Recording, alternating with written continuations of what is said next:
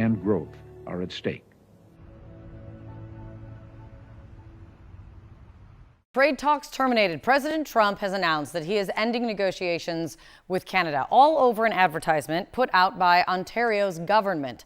The ad uses the words from President Ronald Reagan in a 1987 address. When someone says, let's impose tariffs on foreign imports, it looks like they're doing the patriotic thing by protecting American products and jobs. And sometimes for a short while it works, but only for a short time. Essentially, in this post on True Social, he said that he believes that the ad was fake, that the message was fake. It is unclear what was misrepresented, because if you look at that speech, it was a radio address that Reagan gave in 1987. He gave it from Camp David. It is very much a full-throated defense of fair and open trade. You see, at first, when someone says, let's impose tariffs on foreign imports, it looks like they're doing the patriotic thing by protecting American products and jobs.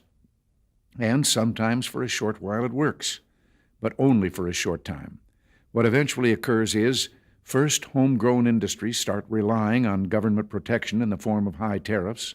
They stop competing and stop making the innovative management and technological changes they need to succeed in world markets. And then, while all this is going on, something even worse occurs. High tariffs inevitably lead to retaliation by foreign countries and the triggering of fierce trade wars. The result is more and more tariffs, higher and higher trade barriers, and less competition. So soon, because of the prices made artificially high by tariffs that subsidize inefficiency and poor management, people stop buying. Then the worst happens. Markets shrink and collapse, businesses and industries shut down, and millions of people lose their jobs. The memory of all this occurring back in the 30s made me determined when I came to Washington to spare the American people the protectionist legislation that destroys prosperity. For months, we have stressed the importance of distinguishing things we can control and things we can't control. We can't control the trade policy of the United States. We recognize that that policy has fundamentally changed from the policy in the 1980s, 1990s, 2000s. And it's a situation where the United States has tariffs against every one of their trading partners to different degrees. And it's in that context that our officials, my colleagues, have been working with their American colleagues on detailed, constructive negotiations, discussions on specific transactions, specific sectors, steel, aluminum, and energy, and a lot of progress has been made. And we stand ready to pick up on that progress and build on that progress when the Americans are ready to have those discussions, because it will be for the benefit of workers in the United States, workers in Canada, and families in both of our countries. Mr. Hassett, just very quickly, what it has been so challenging about dealing with Canada in trade negotiations? I guess the lack of flexibility, and also I would guess that leftover behaviors from like the Trudeau folks that can be very frustrating for people who are negotiating. Sir, two questions, if I may. I know you're going around here quickly. Yep. For just simply your assessment of the latest inflation numbers, CPI numbers, 3%. The inflation numbers were fantastic. 48 Bloomberg economists got it wrong.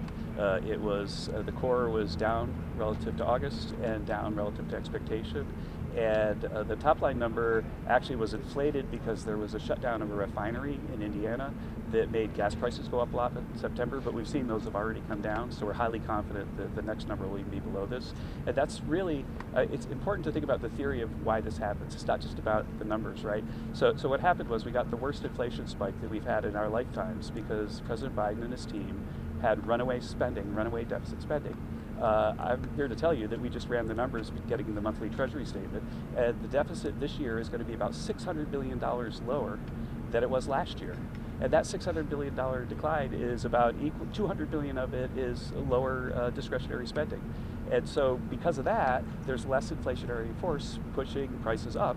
And so normal macroeconomics got it right when we said that Biden was going to cause inflation, and we're using it now to get it back under control. And then on this ad that President Trump was referring to up in Canada and Ronald Reagan, have you seen the ad, sir, yourself? I'm not going to talk about that. Mr. Hassett, sorry, it was hard to hear you. Is there an update with regard to potentially placing tariffs on Colombia? That is something that the president... I don't have an update for that, sorry. Mr. Hassett, sorry, forgive me if you already addressed this, it was hard to hear you, but was there something specific that changed in negotiations with Canada that elicit that are why the president...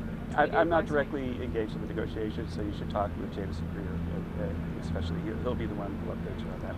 And then on the SNAP, if I could follow on the SNAP payments, are you expecting the administration to release any kind of funding for I think Russ Vogt will get back to you on that matter. Are you optimistic that you'll be able to get a trade deal with China before November 1st? We'll see how it goes. But we've got the top negotiators on earth, Scott Bessent and President Trump on the case. What so happens I got if you to don't go make back that now, guys. deadline? President Donald Trump says he is ending trade talks with Canada, threatening once again to upend the crucial economic relationship between the United States and its second biggest trading partner. He's taking issue with this ad released by the government of Ontario last week. It features audio from a 1987 speech by then President Ronald Reagan criticizing tariffs on foreign goods. High tariffs inevitably lead to retaliation by foreign countries and the triggering of fierce trade wars. Then the worst happens. Markets shrink and collapse, businesses and industries shut down, and millions of people lose their jobs. The Reagan Foundation put out a statement saying it believes the ad, quote, misrepresents the late president's comments. While the clip did lack context and was edited down, the theme of Reagan's address was support for free and fair trade. So it's not immediately clear which specifics the foundation took issue with. Trump reacted on social media, writing in part, the Ronald Reagan Foundation has just announced that Canada has fraudulently used an advertisement which is fake, featuring Ronald Reagan speaking negatively about tariffs, adding in all caps, all trade negotiations with Canada are hereby terminated. The relationship between the United States and Canada has been tense in recent months, in part because of Trump's tariff policies.